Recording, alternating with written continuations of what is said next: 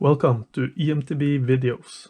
So this is my Merida eOne-Sixty 5000, a 2020 model.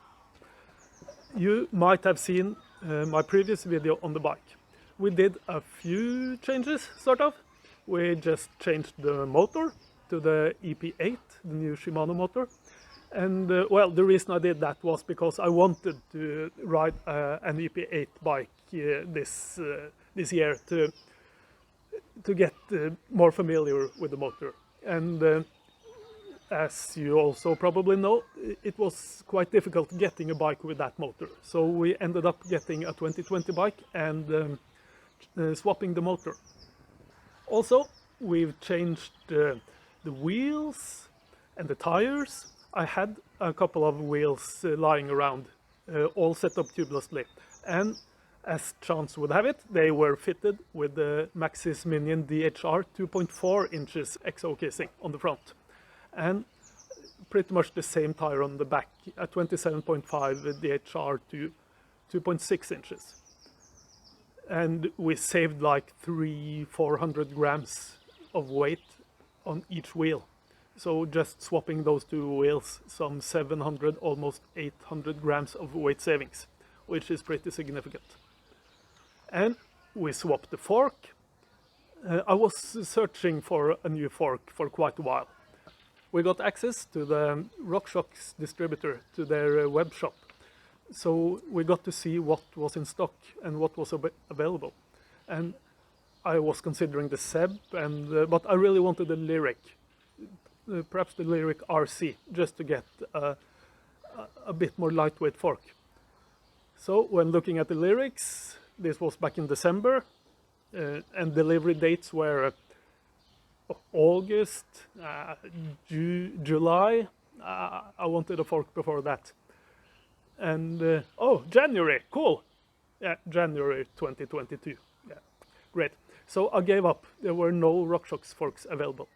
But as chance would have it, I got a used fork, Fox Performance Elite 38, which happened to be heavier than the fork I already had. And I wanted to build this bike as light as possible. It's a 500 watt-hours battery bike with a carbon frame. So I thought, let's try to make it lightweight. But the Fox 38 Elite is a really cool fork. So yeah, and it was a good price. So I went with that one. So the weight of the bike as it stands now is 22.35 kilos, and that's down by more than a kilo. And the weight savings, of course, comes from the wheels and tires, but it also comes from the crank arms and the motor, which saves 500 grams, and then the fork is increasing the weight a bit. The drivetrain is the Shimano M6000 Deore 10-speed 1142 teeth, and that's not really a cool drivetrain, is it? So I was considering swapping for a Shimano 12-speed.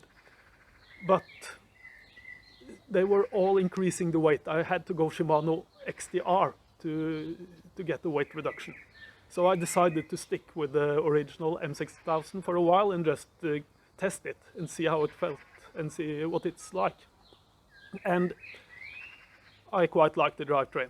I don't want a Shimano 12-speed anymore. I like this. It's so much more durable.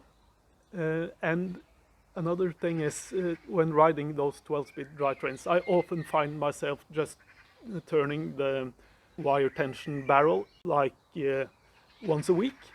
And with the 10-speed, I tuned the drivetrain and I've left it since. I've been riding for months and I haven't touched the tension barrel. So the 12-speed system can be really smooth and comfortable when it's finally tuned, but you need to keep tuning it. And this one is set and forget, and it's you are able to shift under load. It's quite okay. Back to the fork. The fork is a 170 mil travel fork, and it's 160 mil by default.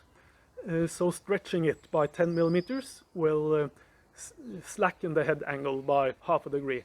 And the seat tube angle is down. So we are at 65 degrees head angle and at about 75 degrees seat angle. And that's pretty nice, I think. We have lifted the bottom bracket ever so slightly, and I usually prefer dropping the bottom bracket, but it's okay. It's not. It's like 2 millimeters. The longer fork increases the wheelbase a tiny bit, but I think that's okay. This is a size large bike. We often ride a size medium. You have got the size medium that you ride. Yeah, and even though this in size large is a bit more larger wheelbase than what I'm used to, I really felt that it's a real nimble bike on the trails. And well, it's quite easy to get the front up. Yeah. And I feel that when you're riding down and you want to just pull it up to a berm or on the side and anything, it's really easy to just pull it up and it follows you right along. And maybe the weight helps a bit there as well. Yeah, the smaller 500 watt-hours battery on this bike, I think it makes the front end feel lighter than pretty much every other bike. Where your bike is like 1 kilo heavier, and a lot of that is on the front end. It's not just the weight, but it contributes to the sort of nimble and lightweight feeling, lightweight handling of the front end.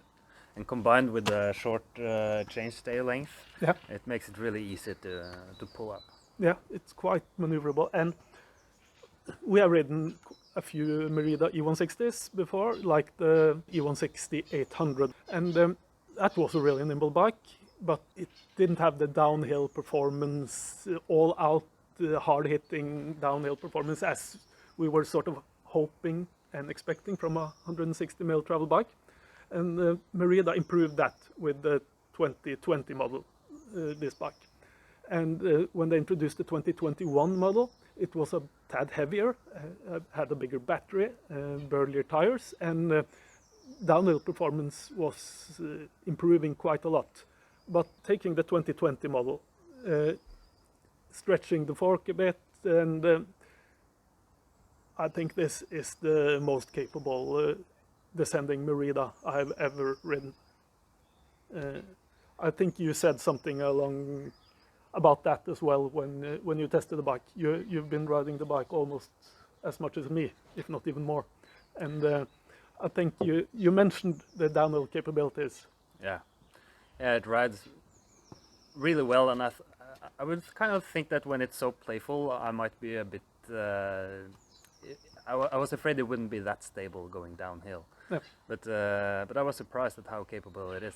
Yeah. It feels really stable, and you feel safe and secure. I think the changes we've made to this bike they're pretty much perfect. It's a bit more lightweight, more nimble, more playful, while still being more capable on the descents. And as I said, this is probably the coolest Merida E160 I've ever ridden. And we've ridden the Bullet, the new Specialized Levo Gen 3, which are cool bikes, but just altering this bike slightly, and it's right up there with them. I'm really happy with it, and I think it's cool running the 10-speed drivetrain and the proper suspension. I like that blend of components. I wasn't supposed to install such a heavy, burly, expensive fork. I was planning on getting the weight as low as possible, so chances are I might abandon the Fox 38 fork. It's heavy and expensive, and I want to keep the cost a bit down. Sure, I installed the Shimano EP8 motor, and that was expensive, but the bike is equally as good going down with the original Shimano E7000 motor. So if I remove the Fox 38 fork and install a Suntour Duralux 36, then I will get a slightly more lightweight and a way cheaper bike. And there are so many expensive bikes today, and this bike can be a great performer and quite less expensive. I'm not going to call it cheap, but it's way less expensive than the other bikes I've been talking about. And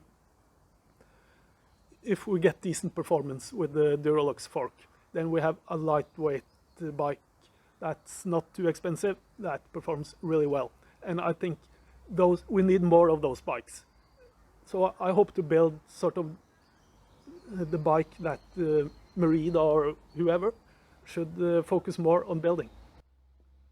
Really fun bike. That's it. Appreciate any likes and subscribes. Thanks for watching.